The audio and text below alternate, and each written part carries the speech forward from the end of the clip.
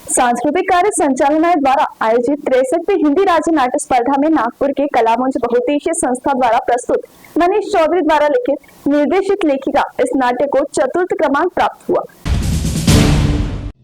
सांस्कृतिक कार्य संचालनालय द्वारा 63वीं हिंदी राज्य नाट्य स्पर्धा का आयोजन जनवरी से मार्च के बीच पुणे, नागपुर और मुंबई केंद्र में संपन्न हुआ। इस प्रतियोगिता में महाराष्ट्र के कुल 58 नाट्य संस्था ने अपनी प्रस्तुति दर्ज कराई थी। नागपुर केंद्र पर यह प्रतियोगिता वसंतराव नाइक स्मृति सभागृह धर्मपेट में संपन्न हुई, जिसमें नागपुर से 15 नाटकों का मंचन किया गया।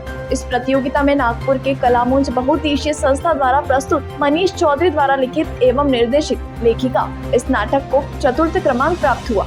इस महत्वपूर्ण उपलब्धि के अलावा नाटक ने 5 अन्य व्यक्तिगत पुरस्कार भी अपने नाम किए हैं, जो अभिनय और तकनीकी दक्षता में टीम की उत्कृष्टता को दर्शाते हैं। इस नाटक के जाई इस दमदार भूमिका के लिए रोशनी सोतोकर इन्हें सर्वश्रेष्ठ अभिनय का रजत पदक मिला है और मनीष चौधरी इन्हें जीवन की भूमिका के लिए अभिनय विशेष प्रमाण पत्र प्रदान किया। साथ ही नेपथ्य प्रथम पुरस्कार पुण्यशीत तांबट, प्रकाश योजना द्वितीय पुरस्कार, प्रणव कोरे रंगभूषा तृतीय पुरस्कार, रश्मि लांडे इनको प्राप्त हुआ। अपनी जिंदगी एक किताब है, यहाँ हर पन्ने की एक कविता होती है। कोई उसे पढ़ लेता है तो किसी के पन्ने कोरे ही रह जाते हैं, पर कविता तो सबकी होती है और एक दिन सबकी कविता पूरी होती है। ये कहानी है जाई की। उसकी भी एक कविता है, पर ना कोई उसे पढ़ना चाहता है और ना कोई उसे पूरा करना चाहता है। जाई एक ऐसा फूल जिसके नसीब में भी कांटे की जिंदगी थी, पर उसे भी अपनी कविता करने का पूरा हक है।